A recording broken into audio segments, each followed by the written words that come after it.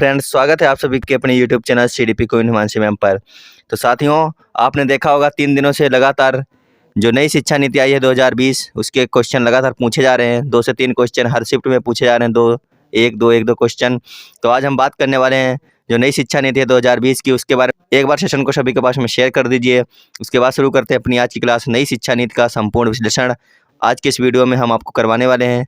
तो चलिए शुरू करते हैं अपनी आज की क्लास। पहला क्वेश्चन है, भारत में पहली राष्ट्रीय शिक्षा नीति की घोषणा किस वर्ष की गई थी? आपको बताना है कि भारत में पहली राष्ट्रीय शिक्षा नीति की घोषणा किस वर्ष में की गई थी। 1968, 1986, 1992 या फिर 2020। तो सभी लोग आंसर करेंगे कि भारत में पहली राष्ट्रीय शिक्षा नीति की घोषणा कब की गई थी। तो इसका हो जाएगा सही आंसर 1968 में की गई थी। कब की गई थी? 1968 इसका सही आंसर हो जाएगा। भारत में पहली राष्ट्रीय शिक्षा नीति 1968 में आई थी। अगला क्वेश्चन है, भारत देश में सबसे पहली शिक्षा नीति किसके द्वारा 1968 में शुरू की गई थी? आपको बताना है कि जब 1968 में शिक्षा नीति लागू की गई थी तो किसके द्वारा लागू की गई थी? इंदिरा गांधी, राजीव गांधी, पंडित जवाहरलाल नेहरू या फिर डॉक्टर सर्वपल्ली राधाकृष्णन। तो इसका आंसर कीजिए सभी लोग। भारत देश में सबसे पहली शिक्षा नीति जो लागू की गई थी वो की गई थी इंदिरा गांधी के द्वारा। ऑप्शन नंबर ए इसका सही आंसर हो जाएगा। यहाँ से लगातार क्वेश्चन बन रहे हैं। 2 से 3 दिन से हम देख रहे हैं हर शिफ्ट में 1-2 क्वेश्चन यहाँ पे नई शिक्षा नीति से पूछे जा रहे हैं। तो आज जो है जितने भी क्वेश्चन बनने लायक है नई शिक्षा नीति से, सारे के सारे क्वेश्चन हम आपको करवाने वाले हैं क्लास में। तो जितने भी लोग नए जुड़ रहे हैं चैनल को सब्सक्राइब कर लीजिए। बाकी सभी लोग वीडियो को लाइक करेंगे, सेशन को सभी के पास में शेयर करेंगे। फिर चलते हैं अपने अगले क्वेश्चन पर। तो सभी लोग शेयर कीजिए सेशन को और जोड़ लीजिए अधिक से अधिक लोगों को। फिर चलते हैं आगे की तरफ। उम्मीद है अब तक आप लोगों ने सेशन को शेयर कर दिया होगा। देखते हैं अगला क्वेश्चन। क्वेश्चन है, भारत में दूसरी शिक्षा नीति की घोषणा किस वर्ष की गई? भारत में दूसरी शिक्षा नीति की घोषणा किस वर्ष की गई थी? सभी लोग इसका आंसर करेंगे। दूसरी शिक्षा नीति की घोषणा कब की गई थी? तो बताना है 1968, 1986, 1992 या फिर 2020। तो बड़ा ही अच्छा क्वेश्चन है, क्वेश्चन बन भी चुका है एग्जाम में, है कि भारत में दूसरी शिक्षा नीति की घोषणा कब की गई थी। इसका हो जाएगा ऑप्शन नंबर बी। 1986 में भारत में दूसरी शिक्षा नीति की घोषणा की गई थी। 1986 आप लोग याद रखेंगे। पहली आई थी 1968, दूसरी आई थी 1986 और तीसरी आई है 2020 में। तो तीनों शिक्षा नीति आपको याद रखनी है। पहली 1968, दूसरी 1986 और तीसरी 2020। आगे चलते हैं। नेक्स्ट क्वेश्चन है, कितने वर्षों के बाद भारत में नई शिक्षा नीति 2020 की घोषणा की गई? आपको बताना है कि जो 2020 की शिक्षा नीति आई है ये कितने वर्षों के बाद में आई है। तो आप लोग जोड़ सकते हैं। 1986 में आई थी दूसरी शिक्षा नीति, उसके बाद में सीधे 2020 में आई है। तो कितने साल हो गए आपको ये बताना है। इसका हो जाएगा ऑप्शन नंबर 1। कितने साल हो गए? 34 साल के बाद में नई शिक्षा नीति जो आई है तीसरी 2020 में। इसके 1986 के बाद में 34 वर्षों के बाद में नई शिक्षा नीति आई है ये 2020 की। अगला क्वेश्चन है, नई शिक्षा नीति 2020 कब तक लागू हो जाएगी? आपको बताना है जो 2020 में नई शिक्षा नीति आई है यह कब तक लागू हो जाएगी? 2020 में, 2021 में या फिर 21-22 या फिर 20 और 21। तो इसका आंसर कीजिए सभी लोग। नई शिक्षा नीति 2020 कब तक लागू हो जाएगी? तो इसका हो जाएगा ऑप्शन नंबर सी। क्या हो जाएगा? 21 और 22 में नई शिक्षा नीति लागू कर दी जाएगी। देखते हैं अगला क्वेश्चन। क्वेश्चन है, नई शिक्षा नीति 2020 मसौदा समिति के अध्यक्ष कौन थे? पहला ऑप्शन है डॉक्टर कृष्णास्वामी कस्तूरीरंगन, दूसरा है नरेंद्र मोदी, तीसरा है रमेश पोखरियाल निशंक और तीसरा है रामविलास पासवान। तो आपको बताना है नई शिक्षा नीति 2020 के मसौदा समिति के अध्यक्ष कौन थे। तो सभी लोग आंसर करेंगे क्वेश्चन नंबर 6 का। तो आपको बता दें जो इसके अध्यक्ष थे वो थे डॉक्टर कृष्णास्वामी कस्तूरीरंगन। कौन थे? कस्तूरीरंगन इस समिति के अध्यक्ष थे। नई शिक्षा नीति मसौदा समिति के अध्यक्ष थे कस्तूरीरंगन। आगे देखते हैं। अगला क्वेश्चन है, नई शिक्षा नीति 2020 को किस बिल के तहत जारी किया गया? बहुत अच्छा क्वेश्चन है और पूछा जाने लायक क्वेश्चन है। किस बिल के तहत जारी किया गया है? तो आपको बताना है। ऑप्शन है NECB, NHEB, CAT या फिर RCET। तो नई शिक्षा नीति 2020 को जिस बिल के तहत जारी किया गया है वो बिल हो जाएगा ऑप्शन नंबर बी, NHEB। क्या हो जाएगा? NHEB के तहत बिल को जारी किया गया है। इसका फुल फॉर्म होता है नेशनल हायर एजुकेशन बिल। क्या होता है? National higher education bill. देखते हैं अगला क्वेश्चन। क्वेश्चन है, भारत में नई शिक्षा नीति 2020 को कैबिनेट की मंजूरी कब मिली? बहुत अच्छा क्वेश्चन है कि भारत में नई शिक्षा नीति 2020 को कैबिनेट की मंजूरी कब मिली थी? पहला ऑप्शन है 9 जुलाई 1920, दूसरा है 19 जुलाई 1920, तीसरा है 29 जुलाई 2019 और चौथा है 29 जुलाई 2020। तो सभी लोग आंसर कीजिए। भारत में नई शिक्षा नीति 2020 को कैबिनेट की मंजूरी कब मिली थी? क्वेश्चन नंबर 8 का हो जाएगा ऑप्शन नंबर डी, 29 जुलाई 2020 को भारत में नई शिक्षा नीति को कैबिनेट की मंजूरी मिली थी। अगला क्वेश्चन है, नई शिक्षा नीति 2020 को किस शिक्षा नीति की जगह पर लागू किया गया है? बहुत अच्छा क्वेश्चन है।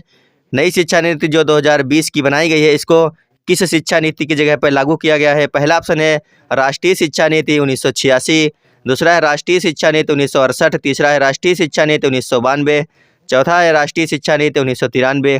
तो 92-93 में कोई भी शिक्षा नीति नहीं बनी है। पहले शिक्षा नीति जो बनी थी 1968 में बनी थी, दूसरी 1986 में बनी थी। तो जो नई शिक्षा नीति 2020 आई है, ये 1986 के बाद में आई है।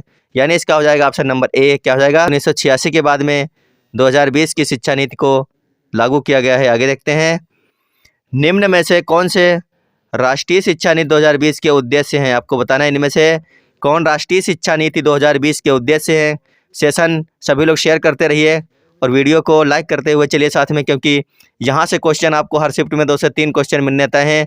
तो एंजॉय कीजिए सेशन को और शेयर करते चलिए साथ में।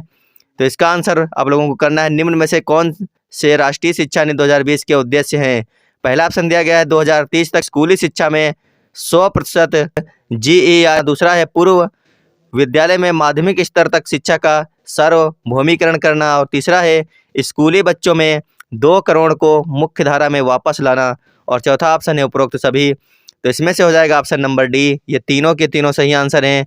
जो नई शिक्षा नीति 2020 के उद्देश्य हैं वो तीनों ही इसमें सही हो जाएंगे, यानी ऑप्शन नंबर डी इसका सही आंसर है, उपरोक्त सभी। आप लोग एक बार इसको पढ़ लीजिए सही से, क्योंकि यहाँ से क्वेश्चन बन भी सकता है कि नई शिक्षा नीति 2020 के उद्देश्य क्या हैं। तो आपको याद रखना 2030 तक स्कूली शिक्षा में 100% GER, दूसरा है पूर्व विद्यालय से माध्यमिक स्तर तक शिक्षा का सार्वभौमिकरण, और तीसरा है स्कूली बच्चों में से 2 करोड़ को मुख्य धारा में वापस लाना। ऑप्शन नंबर डी इसका सही आंसर हो जाएगा। सारे के सारे ऑप्शन इसमें सही हैं। चलते हैं अगले क्वेश्चन पर। क्वेश्चन है, नई शिक्षा नीति 2020 के अंदर कितनी आयु वर्ग तक के बच्चों को शिक्षा के अधिकार कानून 2009 के अंदर रखा गया है? बहुत अच्छा क्वेश्चन है, क्वेश्चन बनने के लायक है ये।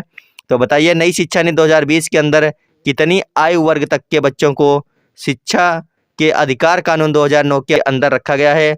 ऑप्शन है 4 से 18 साल की आयु वर्ग को, 3 से 18 साल की आयु वर्ग को, 3 से 19 साल की आयु वर्ग को, या फिर 4 से 19 साल की आयु वर्ग को।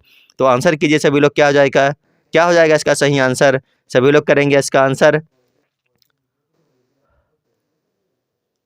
क्वेश्चन नंबर 11 का हो जाएगा ऑप्शन नंबर बी, 3 से 18 साल की आयु वर्ग के जितने भी बच्चे हैं उन सबको नई शिक्षा नीति 2020 के अंदर शामिल किया गया है। आगे देखते हैं, क्वेश्चन है, नई शिक्षा नीति 2020 में कौन सी भाषा को कक्षा 5 तक खत्म कर दिया गया है? आपको बताना है इनमें से ऐसी कौन सी भाषा है जिसको नई शिक्षा नीति 2020 के अंतर्गत कक्षा 5 तक के लिए खत्म कर दिया गया है। पहला ऑप्शन है अंग्रेजी, दूसरा है हिंदी, तीसरा है उर्दू और चौथा है संस्कृत। तो सभी लोग आंसर कीजिए, इनमें से ऐसी कौन सी भाषा है जिसको कक्षा 5 तक के लिए खत्म कर दिया गया है नई शिक्षा नीति जो आई है 2020 में? तो इसका हो जाएगा ऑप्शन नंबर 1, क्या हो जाएगा? अंग्रेजी को जो है कक्षा 5 तक के लिए खत्म कर दिया गया है। ऑप्शन नंबर 1 इसका सही हो जाएगा, अंग्रेजी। आगे देखते हैं, क्वेश्चन है, नई शिक्षा नीति 2020 के अनुसार 5वीं कक्षा तक की शिक्षा किस भाषा में होगी? पहला ऑप्शन है फ्रेंच भाषा, दूसरा है अंग्रेजी भाषा, तीसरा है मातृभाषा, स्थानीय भाषा या फिर क्षेत्रीय भाषा, चौथा ऑप्शन है संस्कृत भाषा।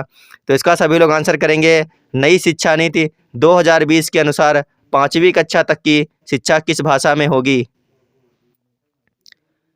तो इसका सही आंसर हो जाएगा ऑप्शन नंबर सी, 5वीं कक्षा तक की जो शिक्षा आपको देनी है वो देनी है मातृभाषा, स्थानीय भाषा या फिर क्षेत्रीय भाषा में। ऑप्शन नंबर सी इसका सही आंसर हो जाएगा। चलते हैं अगले क्वेश्चन पर।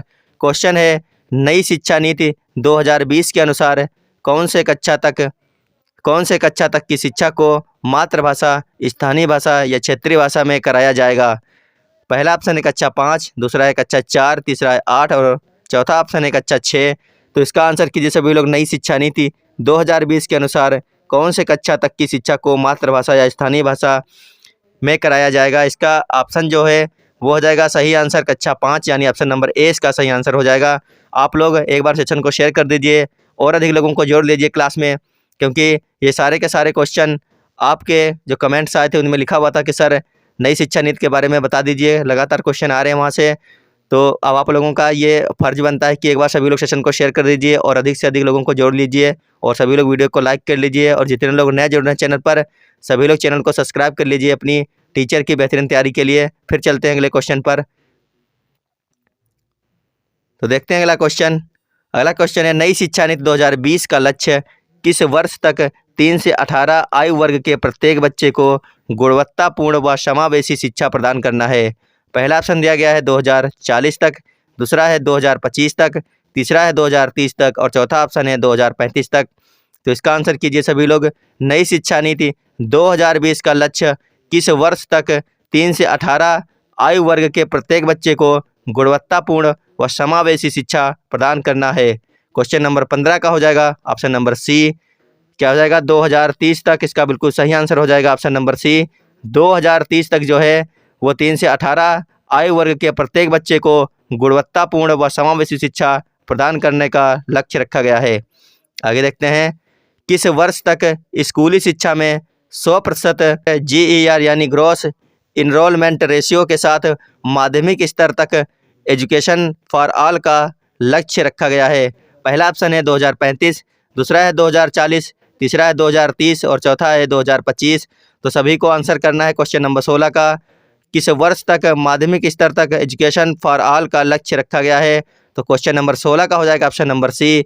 2030 तक एजुकेशन फॉर ऑल का लक्ष्य रखा गया है। सारे के सारे क्वेश्चन याद करते चलना साथ में। वीडियो को हो सके तो 2 बार जरूर देख के जाना एग्जाम देने जब जाना। 2 क्वेश्चन आपके यहाँ से आने तय हैं, समझ लीजिए आप लोग।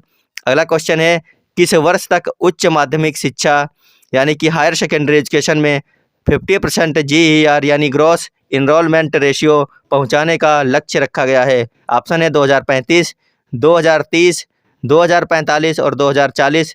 तो क्वेश्चन नंबर 17 का सभी लोग आंसर कीजिए। क्या सही आंसर हो जाएगा? इसका हो जाएगा ऑप्शन नंबर ए, 2035 तक का लक्ष्य रखा गया है। ए इसका जो ऑप्शन है सही आंसर हो जाएगा 2035। अगला क्वेश्चन है, मानव संसाधन विकास मंत्रालय का नाम बदलकर क्या रखा गया है? आपको बताना है। मानव संसाधन विकास मंत्रालय यानी MHRD यानी ministry of human resource development का नाम बदलकर क्या रख दिया गया है? उच्च शिक्षा मंत्रालय, अध्ययन मंत्रालय, शिक्षा मंत्रालय या फिर शिक्षा अध्ययन मंत्रालय? तो सभी लोग आंसर कीजिए। क्वेश्चन नंबर 18 का कौन सा ऑप्शन सही हो जाएगा? तो मानव संसाधन विकास मंत्रालय का जो नया नाम रखा गया है वो है शिक्षा मंत्रालय। क्या रखा गया है? शिक्षा मंत्रालय इसका नया नाम कर दिया गया है मानव संसाधन विकास मंत्रालय का। आगे देखते हैं, क्वेश्चन है, भारत के शिक्षा मंत्रालय के पहले शिक्षा मंत्री कौन होंगे? जो भारत के शिक्षा जो मंत्रालय बनाया गया है उसके पहले शिक्षा मंत्री कौन थे? आपको बताना, नरेंद्र मोदी, रमेश पोखरियाल निशंक, अमित शाह या फिर स्मृति ईरानी। तो इसका आंसर कीजिए सभी लोग। क्वेश्चन नंबर 19 का क्या हो जाएगा सही आंसर? सभी लोग आंसर करेंगे एक बार इसका। काफ़ी अच्छा क्वेश्चन है, सभी लोग आंसर करेंगे। भारत के शिक्षा मंत्रालय के पहले शिक्षा मंत्री जिनको बनाया गया था वो थे रमेश पोखरियाल निशंक, यानी ऑप्शन नंबर 20 का सही आंसर हो जाएगा। रमेश पोखरियाल निशंक को भारत के पहले शिक्षा मंत्री के रूप में नियुक्त किया गया था। आगे देखते हैं, क्वेश्चन है, नई शिक्षा नीति 2020 के अनुसार शिक्षा पर सकल घरेलू उत्पाद यानी GDP का कितना प्रतिशत खर्च किया जाएगा? ऑप्शन 5% या फिर दूसरा ऑप्शन है 5.18% या फिर 6% या फिर 6.18%। तो बताइए, नई शिक्षा नीति 2020 के अनुसार शिक्षा पर सकल घरेलू उत्पाद यानी GDP का कितना प्रतिशत खर्च किया जाएगा? पहला ऑप्शन है 5%, दूसरा है 5.18%, दूसरा है 6%, तीसरा है 6.18%। तो बताइए सभी लोग, क्या इसका सही आंसर हो जाएगा? क्वेश्चन नंबर 20 का हो जाएगा ऑप्शन नंबर सी। 6% जो है सकल घरेलू उत्पाद यानी GDP का 6% नई शिक्षा नीति के अंतर्गत खर्च किया जाएगा। आगे देखते हैं, क्वेश्चन है, लॉ और मेडिकल एजुकेशन को छोड़कर समस्त उच्च शिक्षा के लिए एकल निकाय के रूप में किस आयोग का गठन किया जाएगा? बहुत ही अच्छा और शानदार क्वेश्चन है ये कि लॉ और मेडिकल एजुकेशन को छोड़ दिया जाए तो समस्त उच्च शिक्षा के लिए एकल निकाय के रूप में किस आयोग का गठन किया जाएगा? क्वेश्चन नंबर 21 का हो जाएगा ऑप्शन नंबर ए। क्या हो जाएगा? HECI का गठन किया जाएगा। HECI का मतलब होता है higher education commission of India. क्या होता है? Higher education commission of India. याद कर लेना सभी लोग, HECI का मतलब होता है higher education commission of India. तो चलते हैं अगले क्वेश्चन पर। क्वेश्चन है, स्कूल पाठ्यक्रम में 10+2 पैटर्न के स्थान पर कौन सा पैटर्न होगा। बहुत ही अच्छा क्वेश्चन है, आ चुका आपके एग्जाम में सीटेट के इसी वर्ष।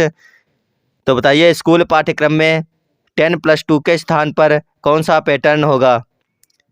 सभी ऑप्शन देखिए और आंसर कीजिए। क्वेश्चन नंबर 22 का कौन सा ऑप्शन हो जाएगा सही।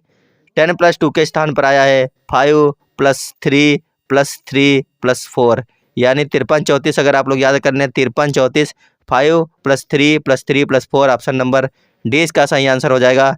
नई एजुकेशन पॉलिसी जो आई है वो आई है 5+3+3+4, ऑप्शन नंबर डी सही आंसर है इसका। अब चलते हैं अगले क्वेश्चन पर।